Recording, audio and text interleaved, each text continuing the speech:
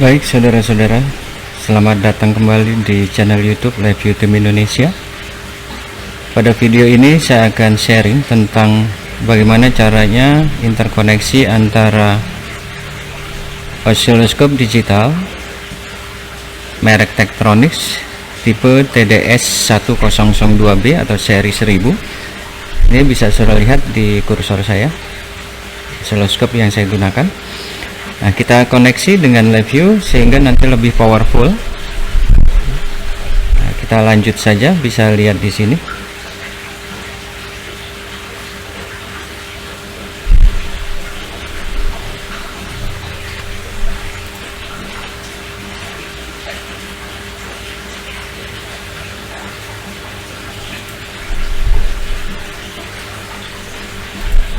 Oke. Ini adalah program aplikasi untuk mengendalikan osiloskop Tektronix seri 1000, sehingga semua data-data hasil pengukuran oleh osiloskop ini bisa kita lihat di komputer.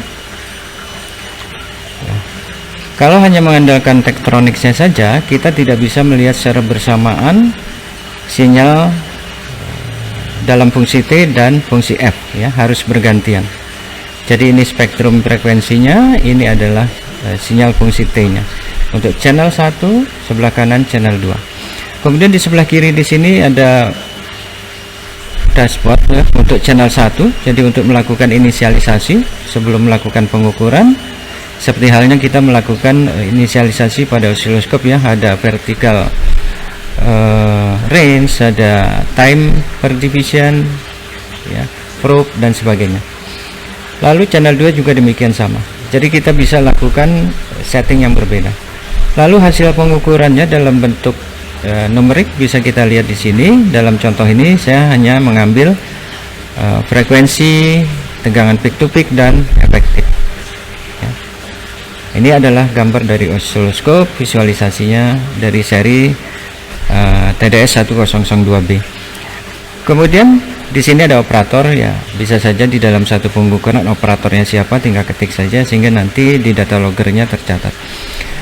Kemudian visa resources name, karena kita menggunakan koneksi USB, maka kita arahkan ke USB yang terdapat di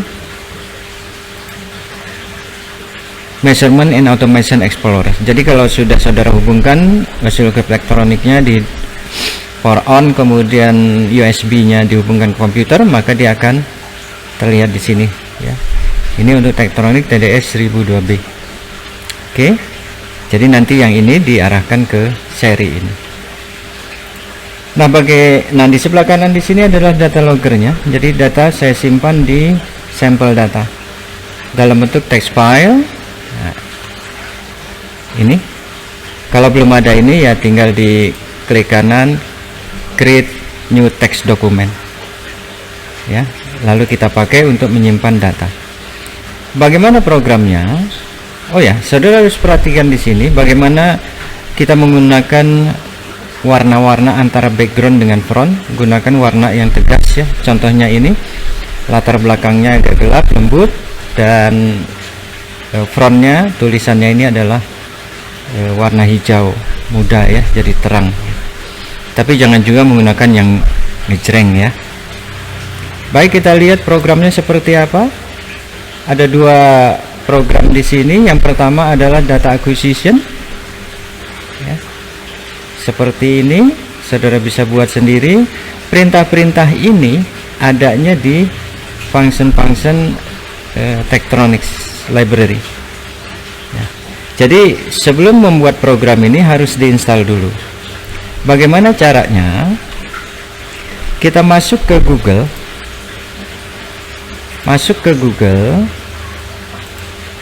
lalu kita cari Tektronix TDS sesuai dengan tipe yang saudara pakai. Kita masuk ke sini, lalu akan keluar ini. Nah, kita pilih yang berbasis atau platformnya live view, go to driver page. Sebelumnya saudara harus sign in dulu di National Instrument, subscribe dulu kalau belum punya, itu gratis ya. Lalu dari sini perhatikan ada beberapa seri. Nah, saya pakai misalnya karena LiveView saya 2020, saya coba gunakan yang versi LiveView 2017. Jangan gunakan yang versi di atasnya. Kalau saudara punya 2019 ya gunakan saja 2018, 2017 ya. Oke, saya pakai 2017 download. Ini gratis.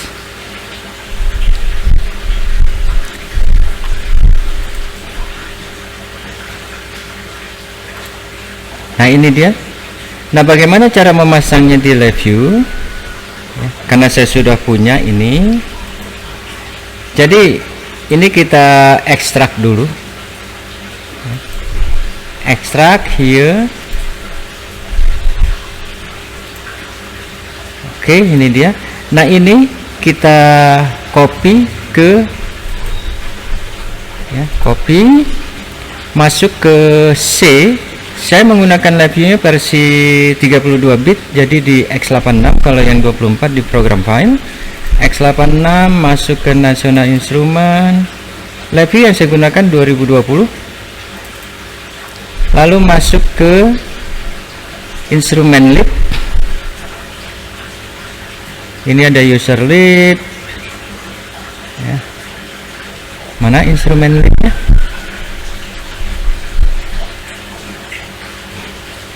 Oke, sebentar, apakah saya salah masuk?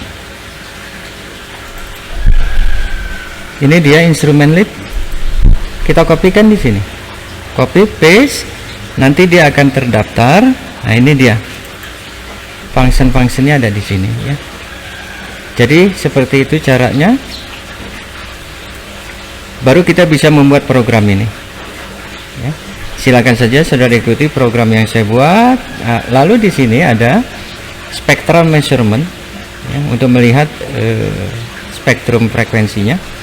Nah, kemudian yang bawah ini adalah program untuk data loggernya ya.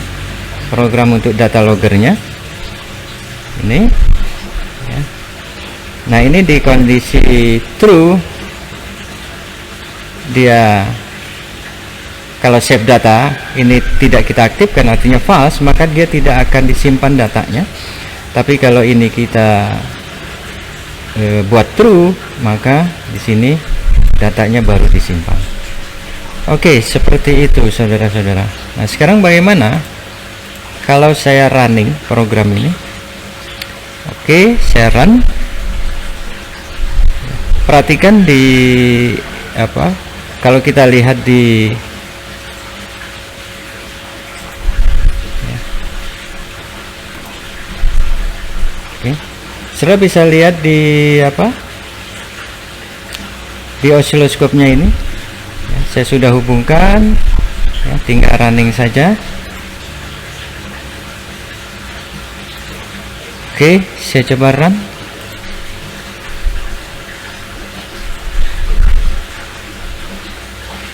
Nah, ini sinyalnya saya ambil dari sinyal kalibrasi 1 kHz 5 volt peak to peak. Ini hasilnya ya. Kalau saudara mau melakukan inisialisasi ya harus dimatikan dulu karena ini di luar loop ya. Kalau mau ditempatkan di dalam loop bisa saja, sehingga setiap saat kita bisa lakukan penyesuaian. Nah, ini hasilnya. Di sini saya simpan datanya setiap 5 detik. Kecepatan dari akuisisi datanya 1000. Ya, sebetulnya kalau kita lihat ini sekitar 5 detik ya.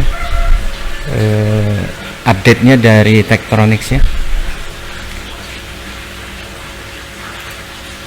Jadi sebaiknya ini kita buat 5000.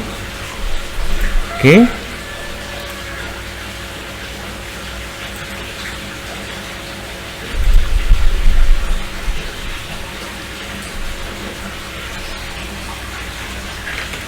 Kita tunggu lebih kurang 1 menit. Oh sorry, ininya belum saya klik. Jadi kalau saya ingin simpan datanya, saya klik ini save data. Nah, warna hijau berarti dia datanya disimpan. Data disimpan di sampel data.txt. Perhatikan updating datanya ya, kira-kira 5 detik ya. Jadi kalau kita mau melakukan pengukuran dengan kita buat program ini, maka ya sudah, kita tinggal saja mau berapa lama data disimpan. Oke, saya stop. Seperti apa datanya? Kita lihat sampel data, kita buka dengan Excel. Ini dia datanya.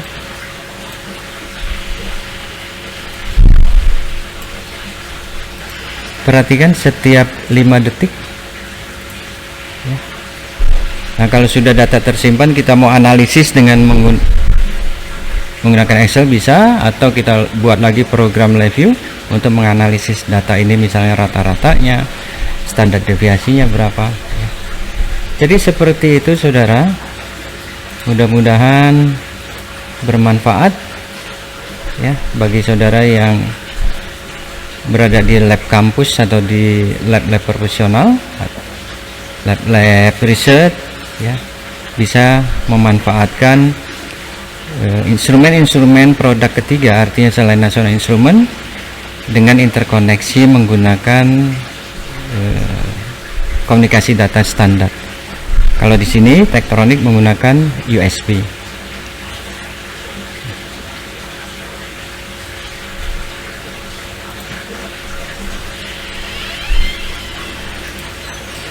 Baik saudara-saudara, sampai ketemu lagi di tutorial berikutnya.